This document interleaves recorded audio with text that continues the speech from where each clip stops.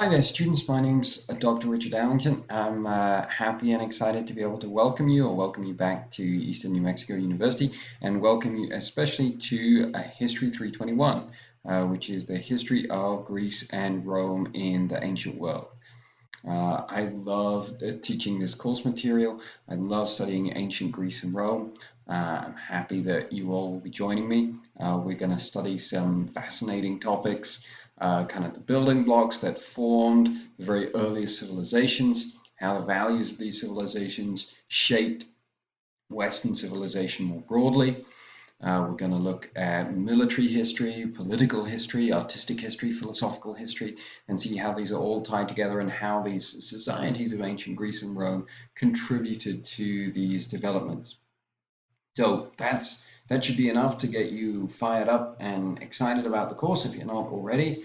For the rest of this video, I just want to give you a quick overview of the class. Here we have the home page. You have my contact information. Please don't hesitate to contact me. In a course like this, one week builds upon another. If you're lost at the end of a week, make sure you reach out and talk to me. If you're just confused about something at the end of a week, make sure you reach out and talk to me. Make sure you don't lose your way and become overwhelmed in the class. If you say something early, it's much easier to get you back on track. I have office hours listed here that I'm required to list, but I know that people have different schedules, different times when they're available. As long as you communicate with me via email, I'm always happy to hear from you and to work with you and to find a time in your schedule that works best for you to talk. So that's an encouragement to reach out to me. I'm happy to help you. I encourage you to ask for help frequently, early, and often. If we go further down the homepage here, you can see the trajectory of activities for getting started in the course. You should watch this video, which you're already doing, so you're one step ahead already. You should read the syllabus next. Many online students don't actually read the syllabus. They assume that they can just kind of follow things through on Canvas and they'll be fine. The syllabus contains pretty valuable information. It contains the schedule that we'll be following over the period of this course, and it tells you how your grade will be constructed. So for those reasons alone, as well as the different policies that I have listed there, you should make sure you read the syllabus, and then you should complete the participation agreement. You probably hear this every year, but just to reiterate, if you have any kind of funding from the university, I need to be able to report that you are participating in the class for that funding to be released. That means you need to complete the participation agreement as quickly as possible. Okay, so that's the basics for getting started. You can find the syllabus up here. I want to take you into this modules tab. This is the other tab that we'll use mostly in this class. And so here you're going to have resources for the class. And then each week is going to be organized into a different model. Each week is going to be organized pretty much along the same lines. So you're going to have a PowerPoint. First slide of that PowerPoint contains a number of key terms for that week. These are very important for you to study. They will be an important part of the midterm exam and the final exam. So look at the key terms, make sure you understand them, make sure you understand why they're significant, and use that as a test to see whether you understand the material.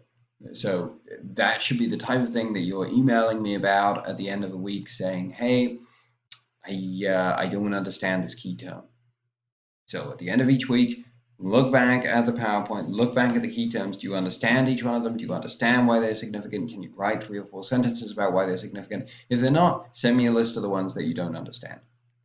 Okay, so you'll have a PowerPoint, you'll have 3 lectures or multiple lecture videos, and those are videos of me explaining the content to you. You can watch them alongside the PowerPoint, you can just listen to them. You're going to have mashup videos. These are videos from outside, from YouTube, documentaries, other short videos to give you a fuller perspective of the material that we're covering that week.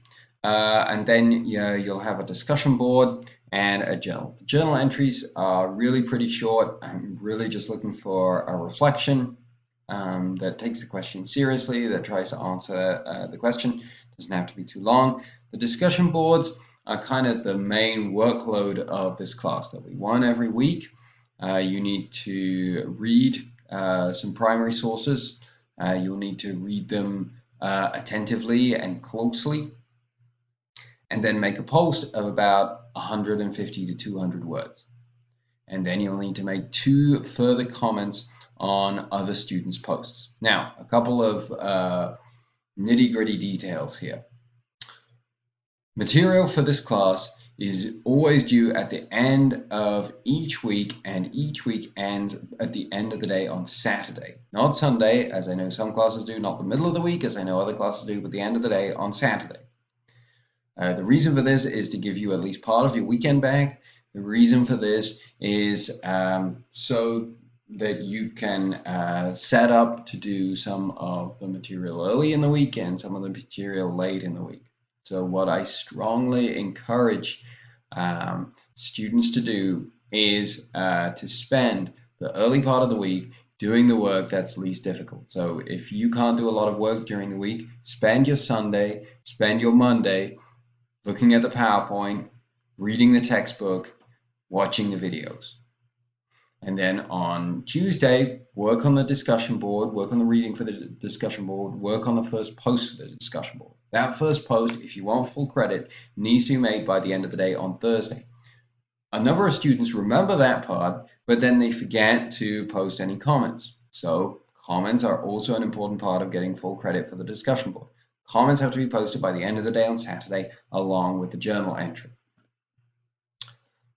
A couple of additional assignments.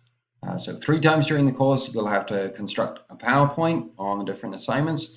There are rubrics for all these assignments, PowerPoints, discussions, journals, and they're attached to the assignments. You can read them and study them. I strongly encourage you to do so. The PowerPoints are usually pretty fun. It's a way to get a little more in-depth into a topic without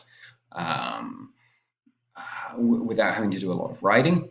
And it can be pretty fun to design the images and the layout for the slides. Those of you who think about becoming teachers, anyone who's going into a business field where they're going to have to make presentations, it's a valuable skill to be learning, a valuable tool to be learning. And then we will also have 3 pretty short papers in this class. Again, you want to know when those are due, what those look like. You should look at the syllabus and you should look at the descriptions. So pretty simple, videos to watch each week, PowerPoints to view, textbook readings to read, and then a discussion board, sometimes paper, sometimes a PowerPoint, and a journal reflection. Sounds good to you, I hope. I hope you enjoy our journey through ancient Greece and Rome together. Don't forget to reach out to me if you have any questions or any concerns.